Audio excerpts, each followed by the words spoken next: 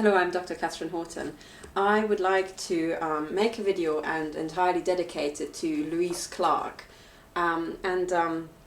Louise is a lady who I actually saw the very first time, I think 2 years ago or something like that. I saw one of her videos when I started, well, I have been gang stalked for 5 years, but when I started actually thinking, right, I had enough, I want to figure out what's happening to me. I was in Germany at the time and I was living very close to the German Central Intelligence headquarters and I didn't even realize they were there. So I was literally living next to the Death Star.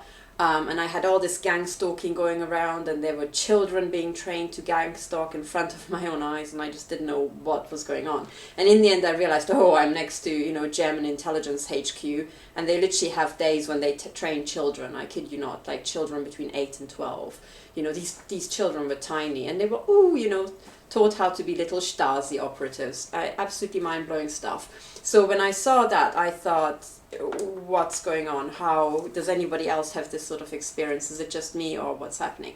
So I actually Googled gang stalking and eventually I got through to the YouTube video of Louise Clarke and at the time I found that incredibly gripping because she has a very good way of explaining what is happening.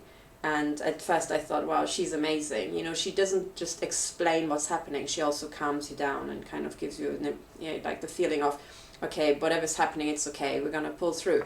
And I remember watching that video thinking, oh, okay, now I can handle it. And now I discover why she was so good is because she has 20 years experience. She's a psychologist and she's got 20 years experience in counseling. And she counseled crack cocaine addicts. And I remember her saying in that video that her counseling was very, very popular and that she made great progress with anybody who approached her. But eventually they had her programs cut. At the time I thought, how on earth can this be? And it was actually part of, because of Louise Clarke's video that I went into and started researching of why might that could have been. And at the time because I'm studying complex human systems, I thought, what on earth happened there? And I thought, okay, she was in drug counseling, they cut that project, and she also mentioned something that's, I think she was taking care of a lady who had gone through, I think it was satanic child abuse. And at the time, I had never heard about satanic child abuse. I mean, I now know what it is, and I know how widespread it was. But at the time, when she said that, I thought, I've never heard about that. What is it? So I started researching, and I started Googling, and I also, because I'm studying human systems, everything to do with human systems, I kind of suck up like a sponge. And the satanic ritual abuse was the missing puzzle piece, essentially, I discovered. I was thinking, how do they make all these people act a certain way? So I was approaching it from a totally different point of view. And then I discovered, oh, it's because they mind control people, they traumatize people, they scare them to death at a very early age. They make them pliable, and that's how the system works. But it was essentially thanks to Louise Clarke that I even went down that path and I started thinking about that.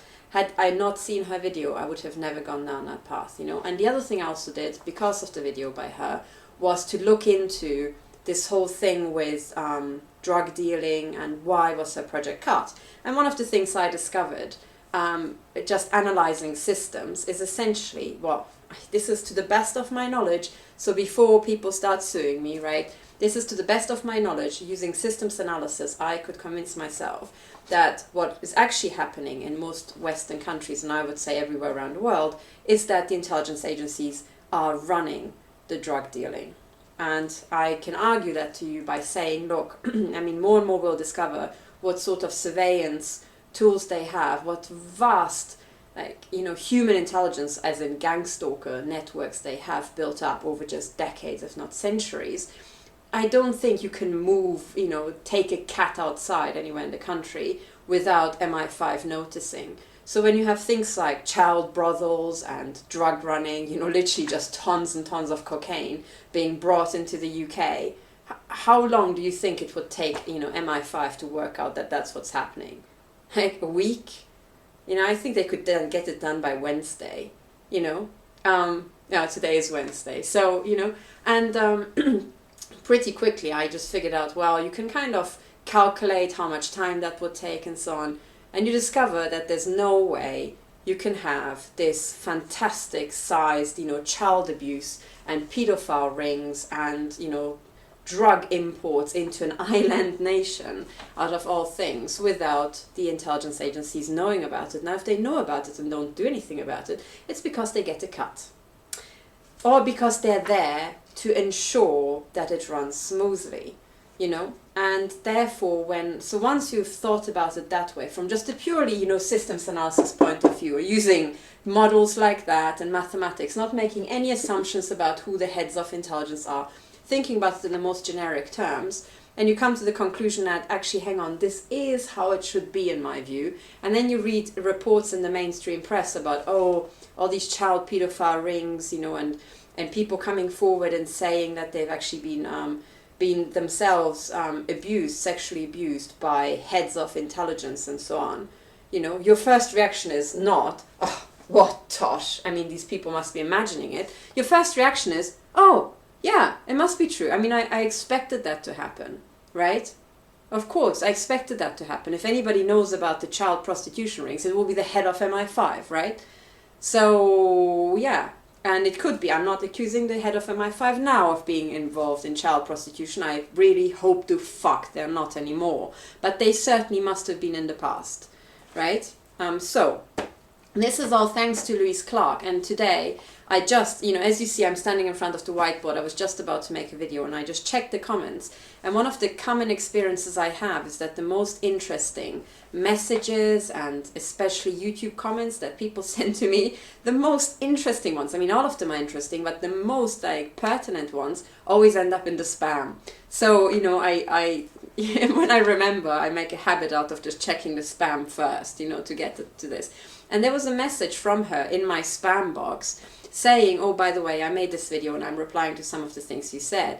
And at first I didn't know who that was. It was just a name, like a logo, and just, I think it's called Higher Insight. And I get so much spam. So I thought, oh, this is probably going to be spam. It is in the spam folder. So you already get primed by that. That's what they're trying to do. By putting these things into spam, you're meant to approach it thinking, oh, that's spam. And from today onwards, I'll open my spam folder first and I will say my spam is my inbox. Okay? What's in my inbox is my spam, and what's in my spam is my inbox, because most really good things. And it's brilliant because MI5 does or GCHQ does the filtering for you. They put all the junk in the inbox. As long as you remember to go to the spam, you will just have good messages. Wicked! Isn't that great to have this free, human-informed, or AI-informed, spam filter? Fantastic. So I just clicked on it, and I didn't know who the hell it was, and I was like, oh god, I bet this is gonna be spam. So I clicked on it, and then this lady appeared in the video, and I thought, hang on, but that's the lady I listened to 2 years ago when I first got really scared about my gang stalking. So I watched her video, and I'm so glad she sent me the link, because she says a ton of really good points. Really, I tweeted, by the way, even if you're not on Twitter, you can see what I'm posting on Twitter by just going www.twitter.com/stop007org, no dot, and then you can just see what I post. You don't have to be part of Twitter to see what I'm posting there. So have a look. I posted her her reply video, to which I would like to reply today, and I made lots of notes. And also, because she was in counseling for 20 years, she has tons and tons of information on how to deprogram and how to repair yourself from all the damage done, and how to essentially, become who you truly are and get rid of all this stuff, how to live your life without this interference. And if they ever interfered with you, she also knows about MK Ultra victims and many, many other things. She has a wealth of really good information. And after watching her video, to which I would like to reply, I also watched another video, which I think is super important. And it's especially important to MI5, MI6, and probably also BND agents. So given that my YouTube channel is watched by literally every agency in the land, as far as I can tell, good job you're watching, guys. Go and have a look at this video, because you guys also were MK Ultra trauma victims. I promise you. I have already read a website that says most MI5, MI6 agents start off as sex abuse slaves. That's why, because the senior psychopaths want to turn you into psychopaths, but you have to be controllable psychopaths, you see. So that's achieved with MKUltra. This is why you went through all the sex abuse. This is probably why they try to rape you. They probably try to make you rape other people so that you stop being who you really are and you become a programmable little psychopath, right? So if you're set on this video to analyze and think about how you can take me to pieces, why don't just stick it up to your bosses and actually have a look at the other video, which is what Louise Clarke prepared of how to deprogram from, that was the no-speak programming. So people will have done a lot of things so that you never ever speak out about your abuse. And interestingly, this will apply to you, dear agents, and it will apply all the way up to the top, including the heads of MI5 and MI6. Why am I so sure? Well, because using systems analysis, I can tell that, you know, the psychopaths are going to rise to the top, but we also know that the heads of MI5 and MI6 are not the top of the pyramid. So above them, there will be another tower of psychopaths trying to control them. How do you control psychopaths? Well, you need some sort of trauma. So I would say the likelihood is maximal that the heads of MI5 and MI6, all the ones previously and the ones currently in position, have also been trauma mind controlled. I think this applies to a lot of people in the establishment, so you've got to hear what Louise Clarke has to tell you, right? It doesn't matter if you're in the House of Lords, if you're the head of MI5 or MI6, right? You have to listen to her, because what she says comes out of her own experience and years and 2 decades of experience with crack cocaine addicts, and as you can probably guess, a lot of people who you know, take drugs also take them because they have inner wounds, right? Inner scarring, and they're trying to essentially anesthetize themselves. So she has seen it all, and she has, I think, a very, very, very good feel of what works and what doesn't. Actually, there's one quote by her which I would like to start off from that video. It's called Breaking No Speak, and I should put the link below because it's really important. And she says, and I try to quote her as, you know, as I remember, so I wrote it down. She says, you've got a lot of these people that are MCs, so probably she means mind controlled, or MKUltra programmed, and they're coming on and they are talking about their programming. They don't know their programming, most of them. They haven't really deprogrammed. They sort of worked out that they are mind controlled, and then they might have glimpses of their programming, and they are talking about it, which doesn't help anyone. It just puts out there a lot of twaddle that entertains the public. Meanwhile, they are taking your rights away. And I think this is exactly right.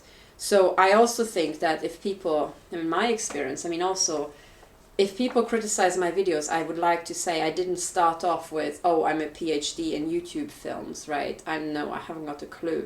I just basically came online as therapy to reach out to others. And I think a lot of the MKUltra victims might do the same. So they might put out a lot of twaddle, which might help them in the process. But I think she's absolutely right that we need to figure out how to do proper deprogramming, you know, and we have to get onto it. You shouldn't cloud your judgment by something someone else put out there.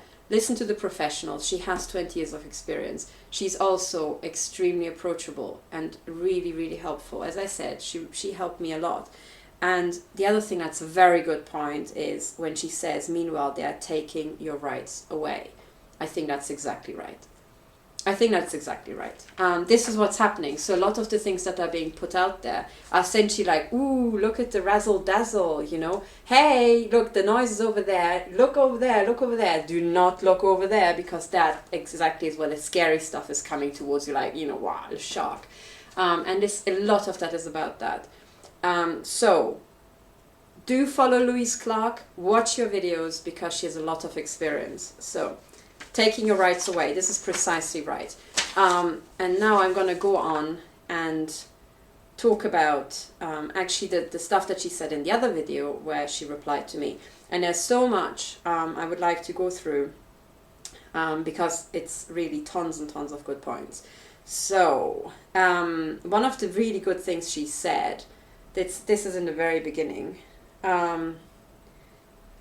Yeah. Okay. Sorry. This is what my notes look like. You know, I mean, it's like all over the shop because I was writing down, you know, as a memory link for myself as I was listening to her. So one of the things that really made me laugh is that she said, you know, now they have all these top bananas coming out to validate the you know, the system. And I think she referred to me as one of the top bananas. Now I'm actually not the top banana, you know, but I love the term.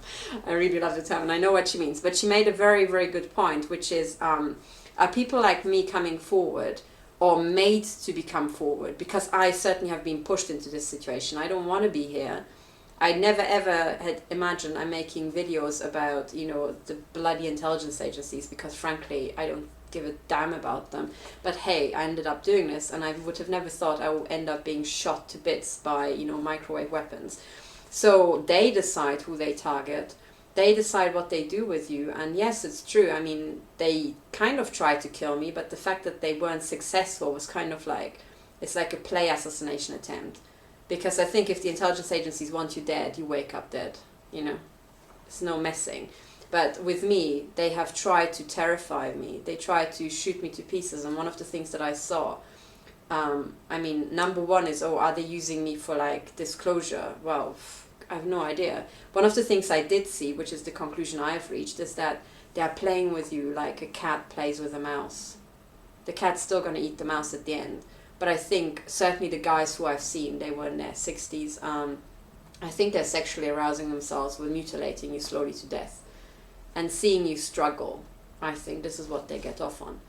That's my conclusion. That's how I explain why I'm still here. So anyway, now what she says, I think, is a valid point.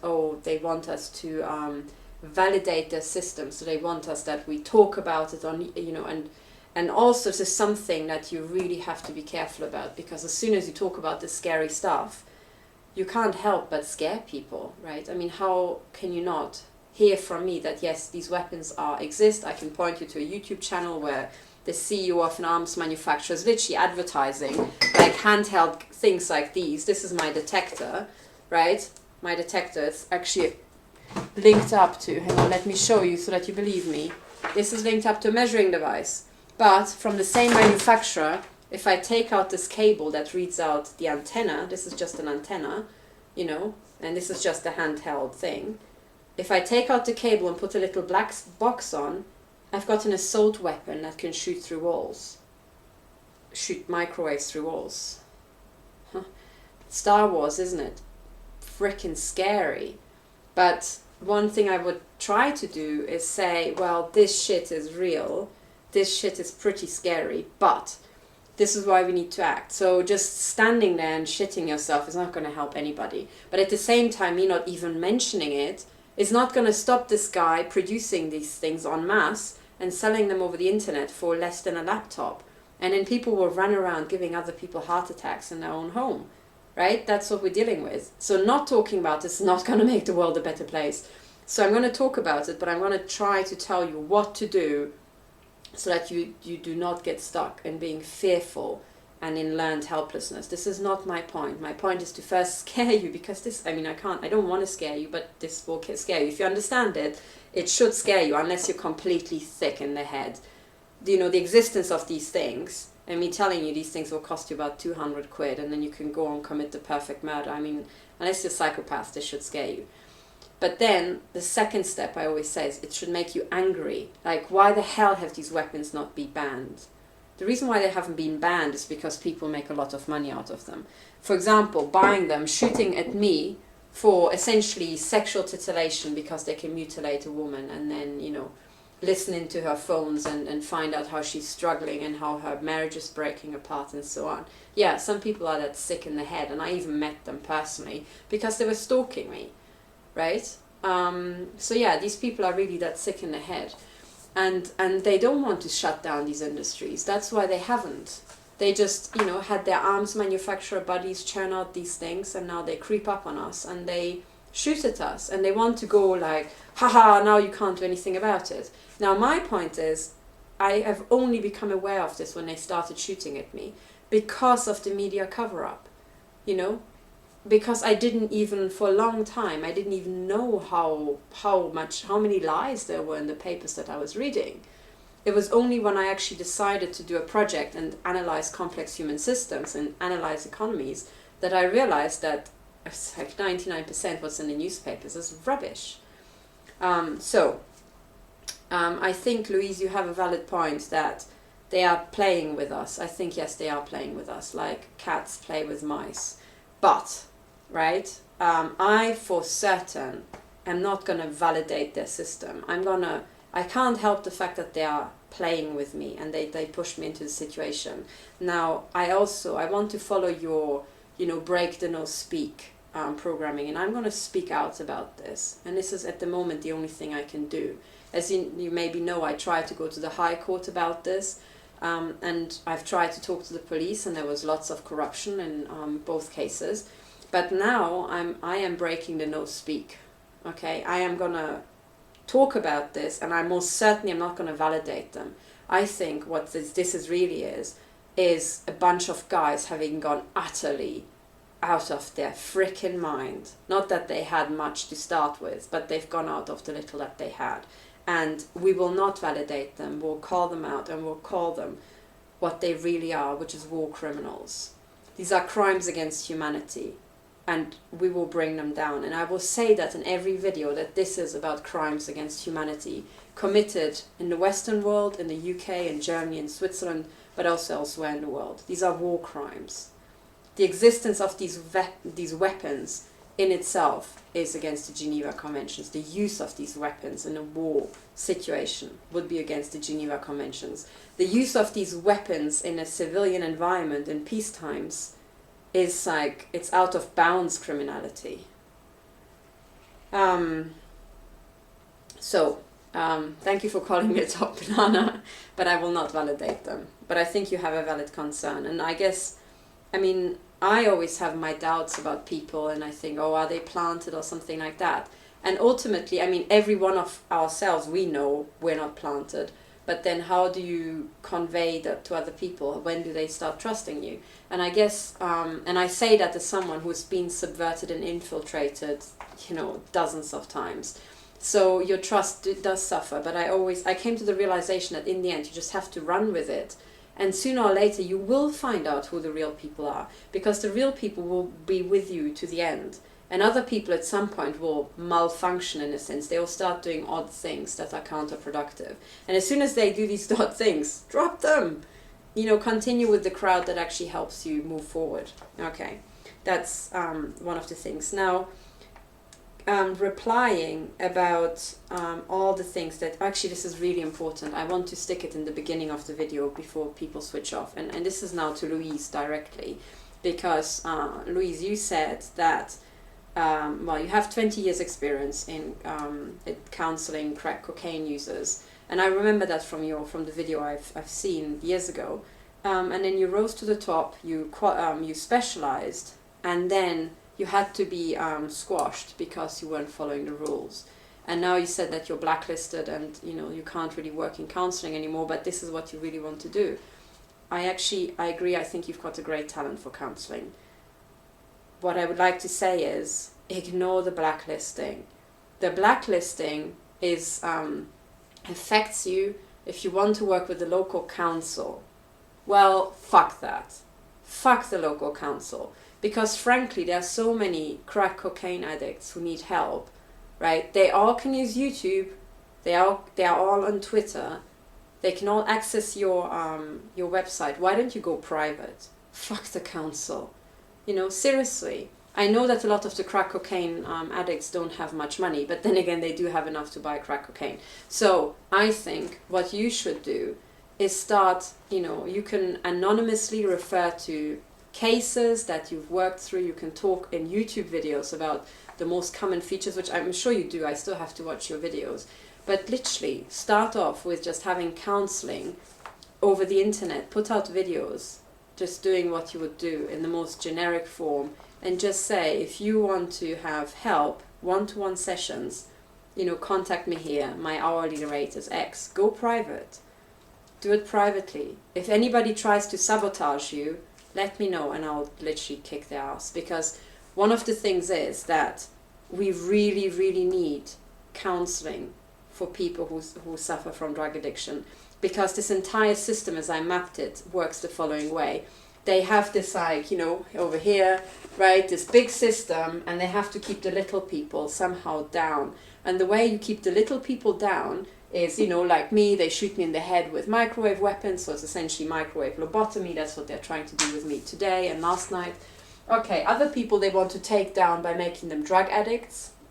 But meanwhile, as these little people buy the drugs, these people get richer and richer. You know, they go up, we go down. And then other people they take out by making them essentially slaves through sex abuse and so on. So the sex abuse, the drugs, the microwave weapons, all of them hang together. This is what I want everybody to understand. I want everybody who has been screwed by the system, in inverted commas, be that because you are being shot at with microwave weapons like I am, or because you're dependent on drugs, or because you're a child abuse victim, or because your mortgage, you know, blew up in the last recession, or because they made you lose your job, right? Or maybe you suffered from bank charges or payday lenders, because a lot of people have been bankrupted with that. Or you've got some other things that happened to you, that they did to you, and we're all down here. We have all been part of a big fat takedown or takeout operation. And I'm saying that one of the things we all have in common is that these things are both, all of them, run by the intelligence agencies or the banks. And I think the intelligence agencies, the banks own the intelligence agencies, as far as I can tell. They certainly don't seem to be, answerable to their governments. So who else, right? Who has got enough money to corrupt them? It's essentially captured, this is what I'm trying to say. So we have psychopaths at the top, who they in turn have been captured by other psychopaths and a lot of moneyed interest. Meanwhile, we're all screwed here at the bottom. But as Louise actually says in her videos, they're trying to divide us up. So they say, well, you know, the people who are, attacked with microwave weapons, they're separate. The people who are child abuse victims, they're totally separate. These two have nothing to do with each other. No, I think we all have something to do with each other, because we've been taken out by the same people. Okay? And I think we should link up. So, I'm here, I'm a person who's being attacked with microwave weapons. I'm not a drug addict and I haven't suffered child sex abuse, but I want to link up with all the others, and I want to link up with the people who lost their home in the financial crisis, with the people who lost their savings, with the people who got screwed by the payday lenders. I want us all to link up, because all of us understand what it's like to be screwed, what it's like to have your life destroyed. And I think the people who did that to us are all the same people, right? And why don't we all get together, and already here you can see there are 3, 6, 8 people down here, right? And there are 2, 4, 6, 7 people up there. Can 8 people take out 7? I think so, right? And it's actually much bigger than that, because it's not just one person each, who suffered from child abuse and drugs and so on. I think we should all get together. But what we all have to do is find a way of how we repair ourselves. If I have to find a way to make these people stop shooting at me, if you're a child abuse victim, you have to get justice. You have to help us bring down the people who did that to you, And I think the people who rape children are the same people who are running the drug rings, and are the same people who have links or are in the intelligence agencies. That's what I'm saying. Okay, so we are all here. We literally are all in it together, like George Osborne said. He didn't mean that really. He meant it. These people are all in it together in crime, brothers in crime. But we victims are all in it together. And I think actually, there's a lot of benefits that we will get if we just link up. Because actually, listening to Louise talk about it. About gang stalking with her experience from other, trauma victims actually helped me a lot, even though I'm not in that category of ritual child sex abuse and drugs. She still helped me. And maybe if I do something, either through a court or with the police that can help somebody else, then we have these multiplying effects. So we can essentially just push one person up, and then that person helps the other person up, and then we can climb together, because I think a lot of the insights are the same. So that's the big picture.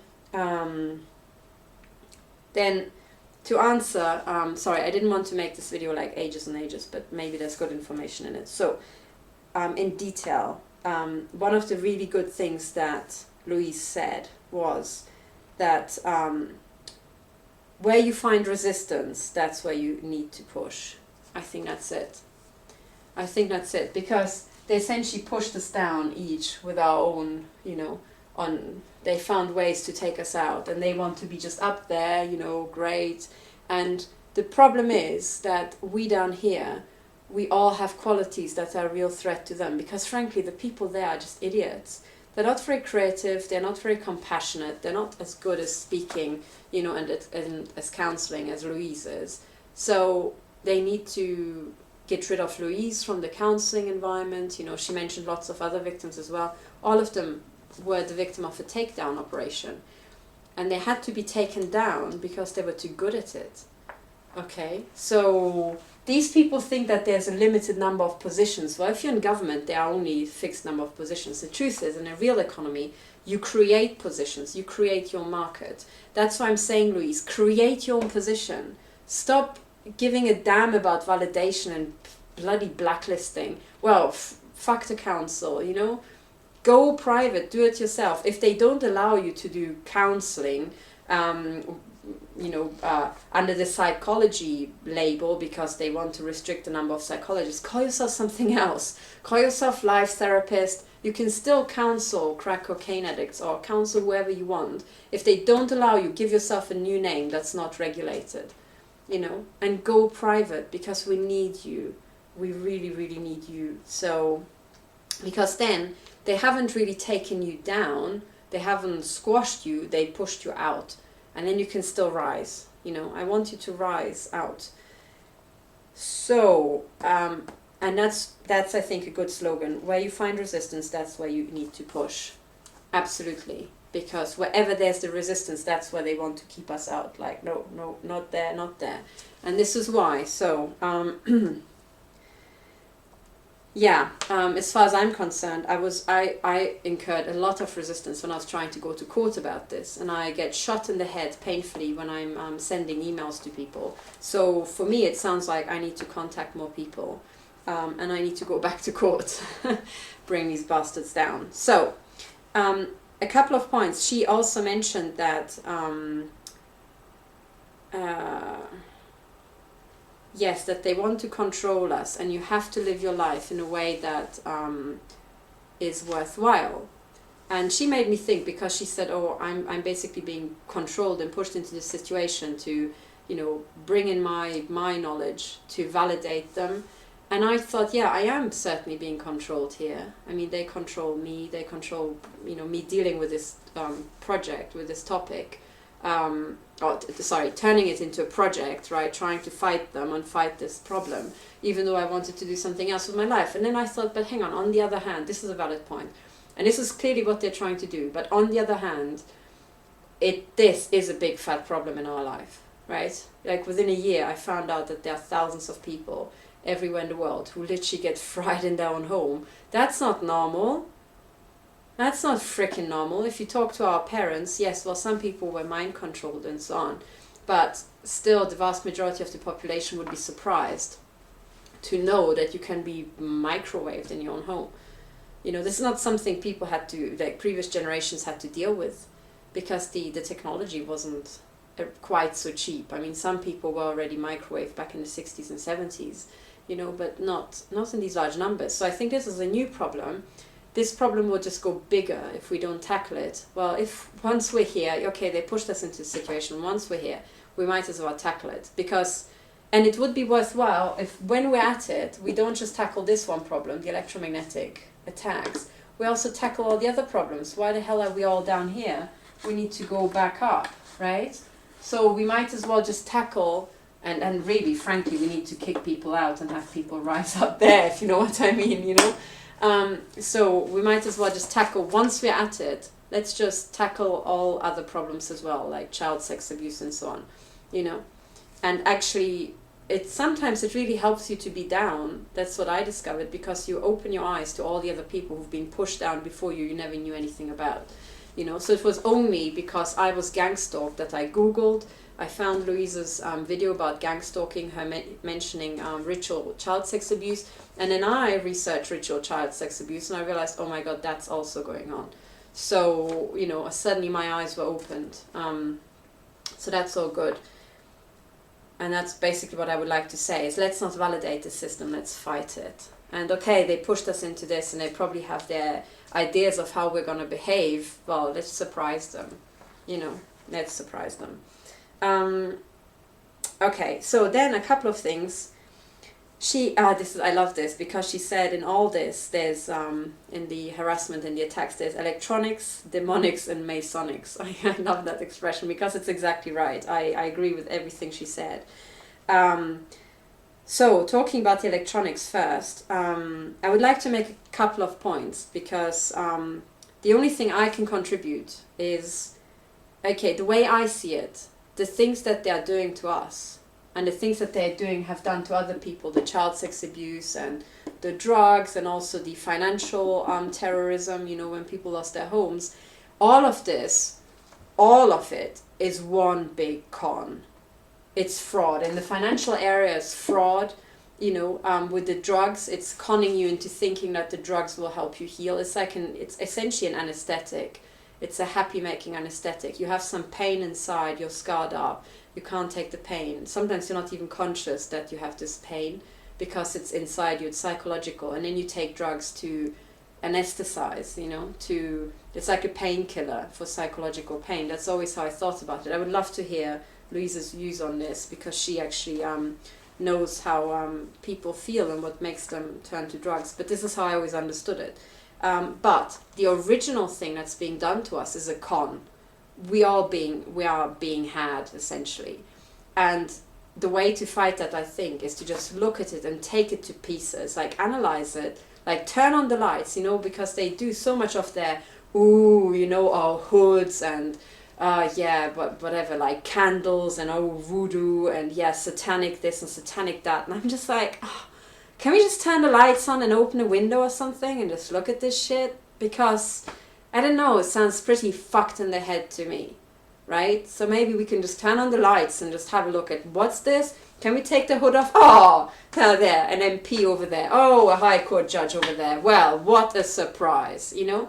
And then suddenly it all comes back down and is tangible, you know? Because I think in everything I've seen so far, they do use fancy technology, but most of it is not that fancy. Most of it, they try to make it fancier so that it never ever occurs to us that we can just, you know, stop it by just doing some simple things. And I'll explain what I mean in detail. So we'll start off with the electronics. Actually, Louise noticed something, which is to go out next to the sea. It really helps. And then she said, oh, it must be because of the wind. So whatever they're doing to us, you know, the wind blows it away. I don't think it's the wind, because the wind is just motion in air, whereas a lot of this is essentially just like, you know, what's in your microwave, the microwave radiation, that's kind of like electromagnetic. It just uses light, essentially.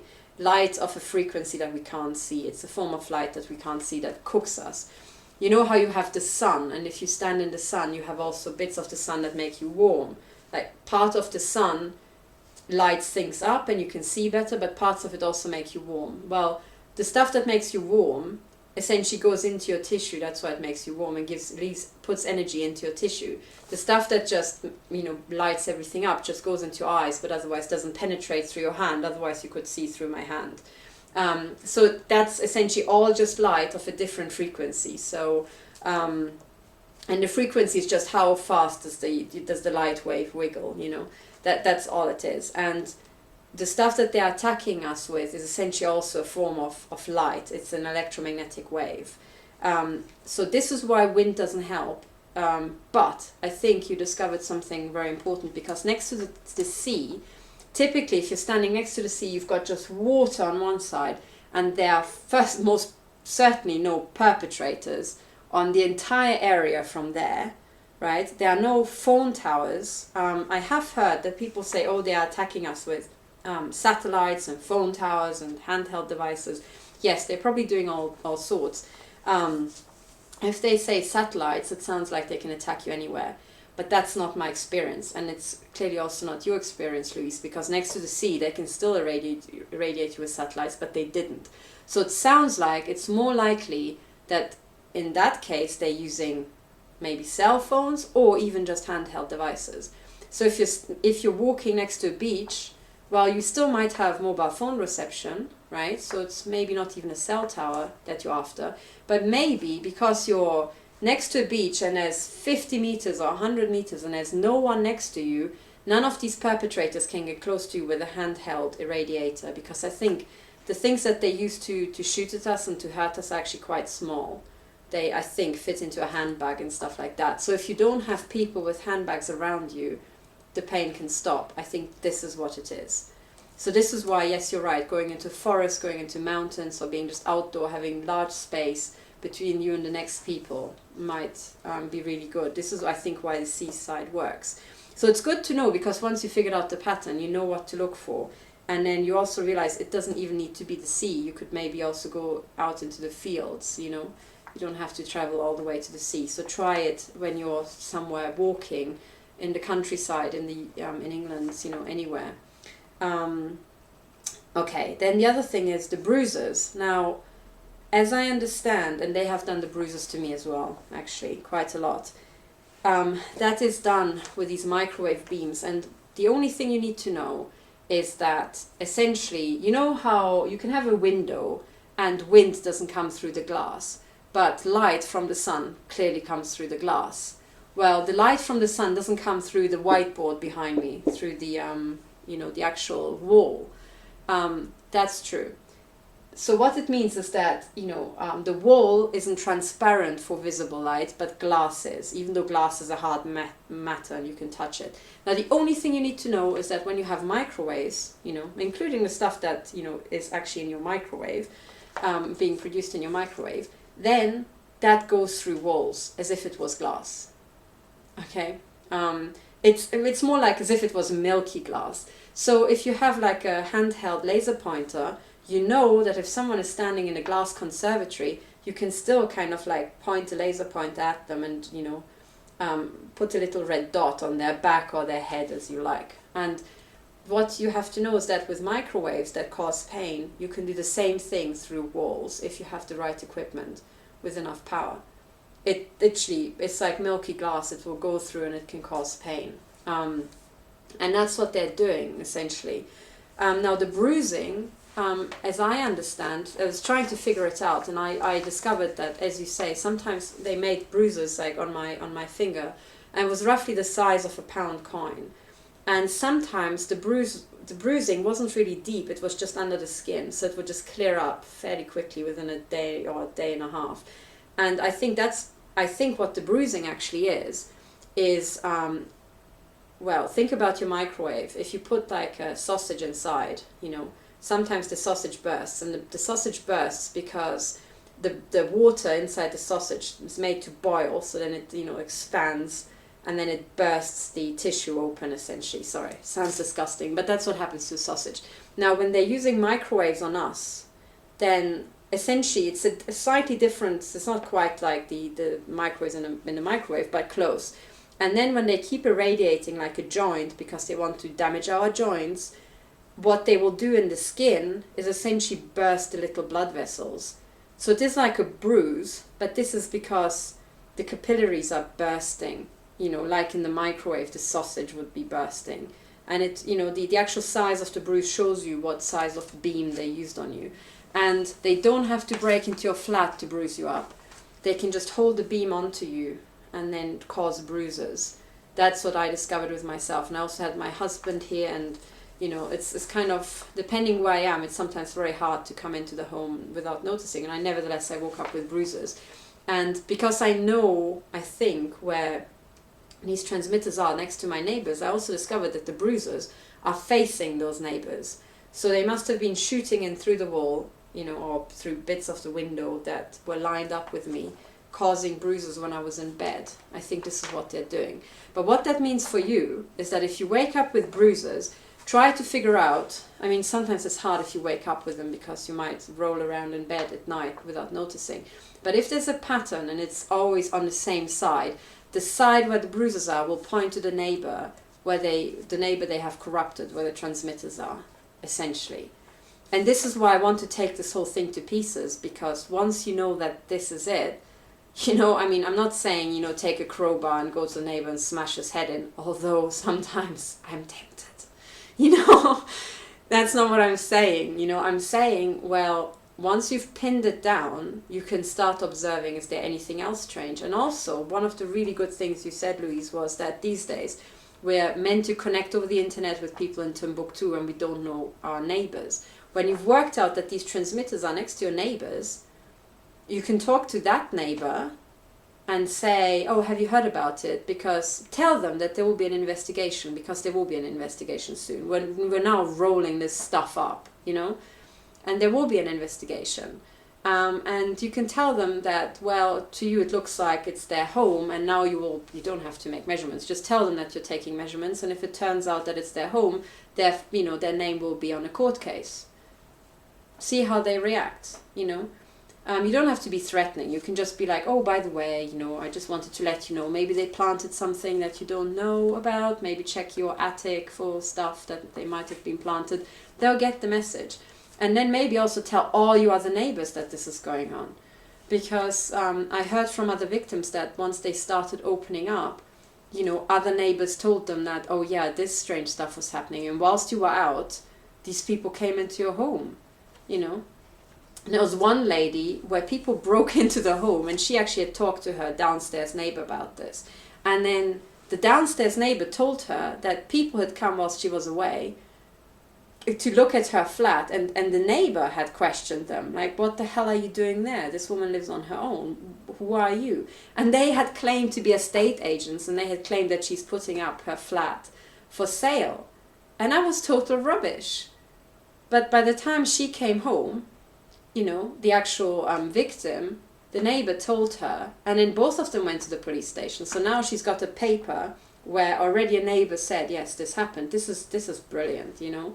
And also tell your neighbors to just take photographs, you know, and say, well, court cases are coming, don't you worry.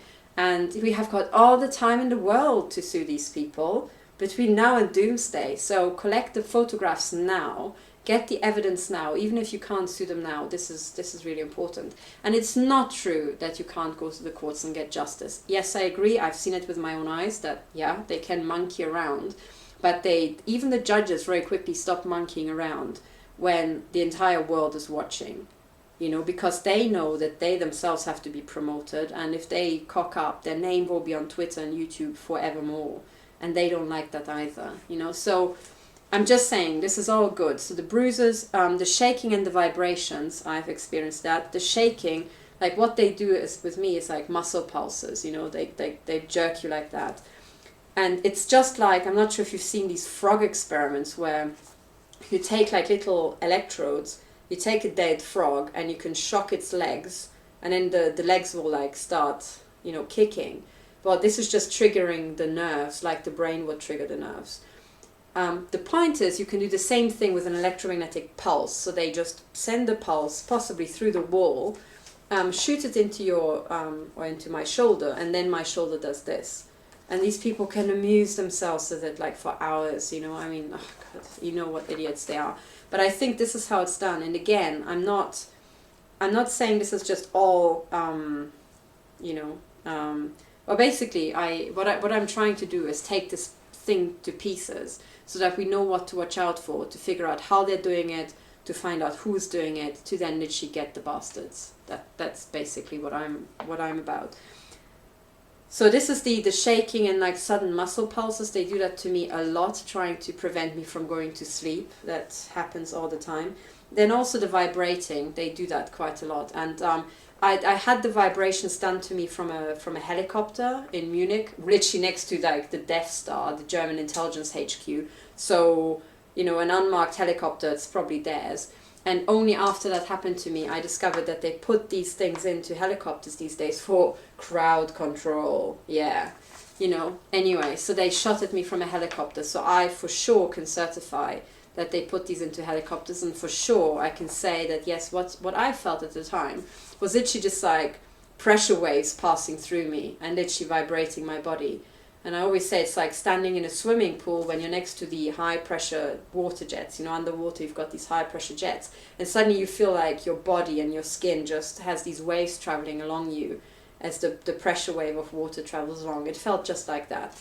And they did that to me from a helicopter, and then 6 weeks later I was lying in bed and I woke up at 3 a.m. in the morning that these waves were traveling up through my legs, and my legs were pointing at the neighbor's flat. Very odd neighbor who, you know, I rarely saw, had very odd work patterns. You know, I would say he was an agent. Anyway, so for sure they can shoot these things through the wall, I'm pretty sure. And if you feel these vibrations, again, think which of my neighbors is doing it. It could be a house across the street, it could be a neighbor above or below you, to the side. You don't have to share a wall with them, you know. I think another researcher said that they can also shoot through 2 walls, you know. So maybe you have a flat in between. And I also heard about cases where they really wanted to cook one victim and ended up hospitalizing the neighbor in between, who wasn't even targeted because she just walked into the beam. And the beam was so intense because it had to shoot through 2 walls to get at the victim, so that when one person walked through the beam in their flat, they essentially ended up with horrible internal injuries. God, yeah, all the sick shit. I'm not saying it to scare you at all, you know, or anybody who's listening to this. I'm saying this so that you don't get scared if this happens to you, right? And also you need to know that this stuff is being sold so that we can have it shut down and banned for good.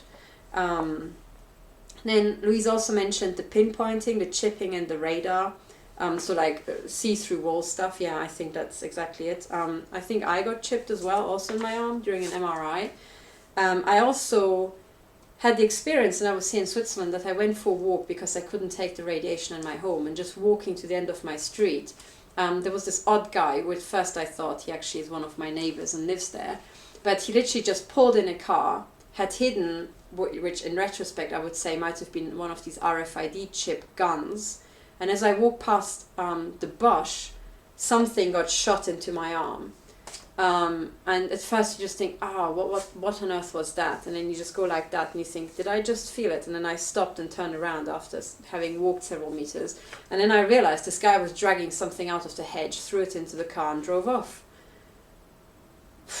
You know, you can't make this shit up, really. I mean, it's a total freak show, but that's what we're dealing with. So I think I'm certainly chipped, and I think that is also used to help the software find you. And I think that's also combined with this through-the-wall radar. So they irradiate your entire house, and then they can see you walk around inside the house. They can also probably see you, what position you are at. Are you sitting down? Are you lying down? Where's your head? I think they might have very good resolution on that.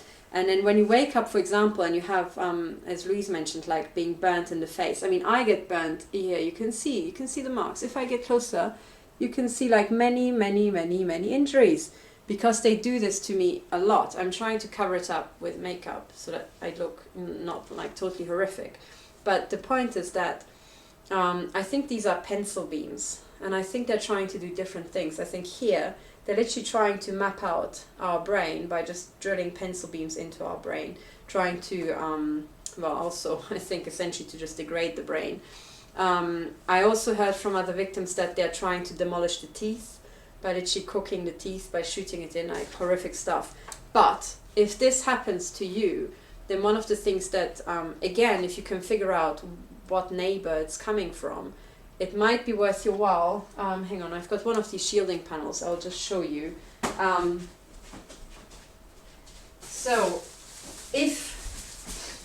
Because if you want proper like military protection, you need to ground it and so on. So this means you have to, use a cable and connect it up to maybe the radiator or something, But if you're being shot at from a particular direction, one of the things that you can do is use moving boxes. This is a moving box that has been wrapped in aluminium many times over. I think so you just wrap it like that, so up and down, in like 6 layers of aluminium just around the moving box, and then you have a big panel like that, and I just place it next to the bed, you know, and then they can shoot at one side of this as much as they like. This is like a big mirror, and it's going to be reflected back. So if you know where you're being shot at, that might help. And then also one of the things I would recommend, because breathing aluminium I don't think is that great, this is also from when you're moving house. This is a sort of cellophane that you can wrap furniture in. If you wrap it around the aluminium and the cardboard, then you're not breathing in aluminium. This is just essentially just this cellophane on here, you know, and then it's all contained. So this is what I had to kind of come up with to just cope, because yeah, they do that to me as well, quite a lot.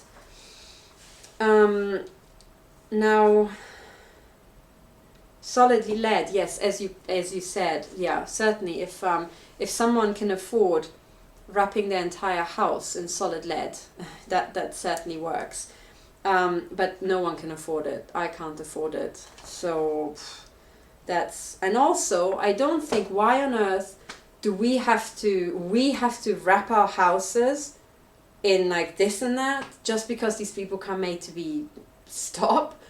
I mean, really, that's like saying you've got some gunman, you know, some crazy person in a shopping hall or, you know, down at Tesco's randomly shooting at people with a machine gun, and then instead of saying, well, the police should really go and get this bastard and just have him locked up, instead they say, oh, why don't all single moms who want to do grocery shopping at Tesco build themselves a little tank, and then they put out little like instructions online how you can buy the metal and build your own tank to go grocery shopping in with your children.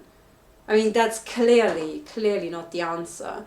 So I am now fed up with all the shielding and stuff and figuring out how exactly they're doing it. No, I'm basically all about being in Andrew Parker's head of MI5 and MI6, Alex Younger, in these guys' face and saying, why the fuck are you not stopping this terrorism? Like, this is your fucking job, okay? And like the time is now over where they can claim like, oh, it's just in people's heads, it's schizophrenia, it's paranoia. Bollocks. No, it's you guys. That's what it is. It's you guys using literally cheapo, you know, electromagnetic weapons for less than a laptop. I think that's what it is, you know. And when exactly do you plan to stop? Like anytime soon, you know? Because we have this situation where literally you have people like me. I'm not a weapons expert.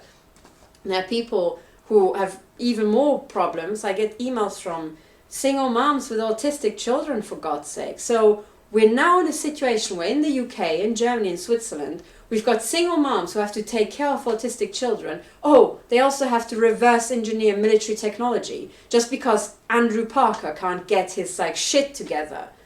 Right? Is that it? Because if we have to reverse engineer military technology, then develop like military grade shielding, shield ourselves and our children and our parents and husbands and everybody, and then, you know, we have to find ways to go to the shops and shield ourselves. Hang on, aren't we doing what BAE Systems is doing? I mean, what? Is that what is expected of us? So either like be shot to pieces or develop your own like military grade technology. I mean, what the fuck has the world come to exactly?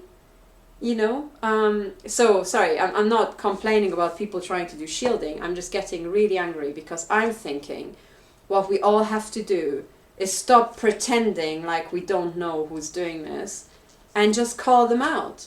Like literally, because these guys go around the country giving fucking talks and shit like that. Why doesn't anyone just ask the question like, excuse me, Mr. Andrew Parker, it's a very nice speech, really interesting, but when are you gonna stop shooting your own population to bits? Like, does that fit into your, I don't know, your schedule this year? You know, maybe?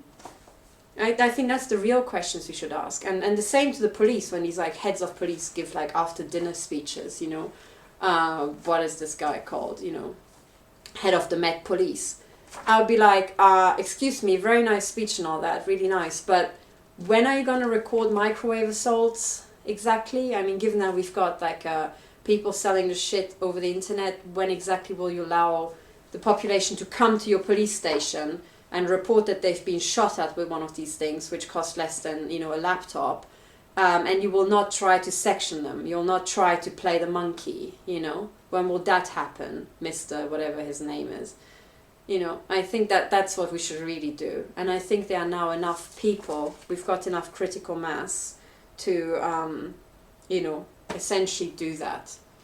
And basically I think we should just all get together and do exactly that. Anyway, God, I've been talking to you for 1 hour. I'm going to split it into a separate video, which will hopefully be shorter. I've got a couple more things to say, but really important things to say, but I'll put it in a separate video. So thank you for listening, and maybe listen to the second part. Bye for now.